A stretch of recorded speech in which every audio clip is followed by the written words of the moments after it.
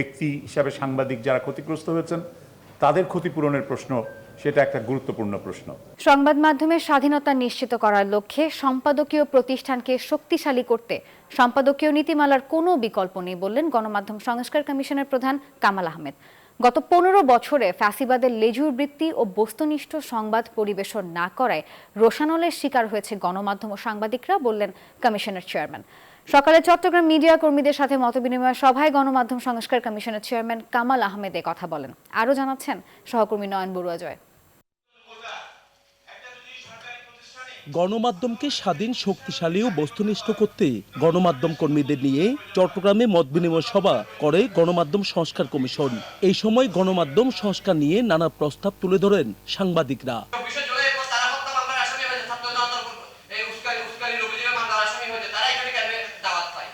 এই যে বাংলাদেশের যে পত্রিকার যে পদ্ধতি, যে নিয়ম, সেই নিয়ম অনুযায়ী জাতীয়, আঞ্চলিক এবং স্থানীয় পত্রিকা বলতে কোনো পত্রিকা আছে বলে আমার জানা নেই। সারা বাংলাদেশে এক আইনে বাংলাদেশের পত্রিকা পরিচালিত হয়। এই সময় কমিশন চেয়ারম্যান বলেন, দলীয় প্রভাবের কারণে সাংবাদিকরা বিশ্বযোগ্যতা হারিয়েছে। সাংবাদিকরা দলবাজি ও রাজনীতি করায় গণমাধ্যমের ভূমিকা নিয়ে নানা প্রশ্ন উঠেছে। যে বৈষম্যগুলো করা হয়েছে রাজনৈতিক কারণে, সেই বৈষম্যের শিকার যারা হয়েছেন, সেই বৈষম্যের শিকার প্রতিষ্ঠানগুলো, ব্যক্তি হিসাবে সাংবাদিক যারা ক্ষতিগ্রস্ত হয়েছেন তাদের ক্ষতিপূরণের প্রশ্ন, সেটা একটা গুরুত্বপূর্ণ প্রশ্ন। এটা আমাদেরকে বিবেচনায় নিতে হবে যে আসলেই অনেকে ক্ষতিগ্রস্ত হয়েছেন। আবার একইভাবে মামলা, হয়রানিমূলক মামলায় যারা ক্ষতিগ্রস্ত হয়েছেন, জেল খেটেছেন, দিনের পর দিন কাজ করতে পারেননি, সেই সমস্ত ব্যক্তিদের মামলাগুলো প্রত্যাহারের বিষয়টা আসলেই অগ্রাধিকারের ভিত্তিতেই বলা দরকার। তবে সাংবাদিকতার নীতিমালা থাকলেও সম্পাদকীয় নীতিমালা প্রয়োজন বললেন তিনি।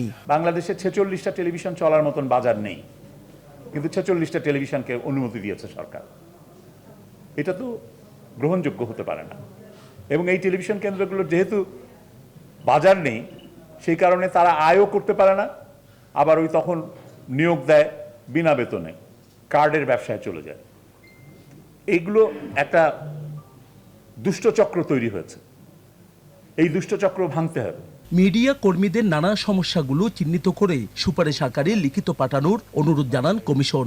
তবে গণমাধ্যমের বড় প্রাপ্তি পাঠক ও দর্শকের বিশ্বাস ও আস্থা। গণমাধ্যম কতটা গণবান্ধব হবে তার উপর নির্ভর করে এর গ্রহণযোগ্যতা বললেন গণমাধ্যম কমিশন। 93 সালে নয়ন বড়ুয়া জয়, নিউজ 24, চট্টগ্রাম।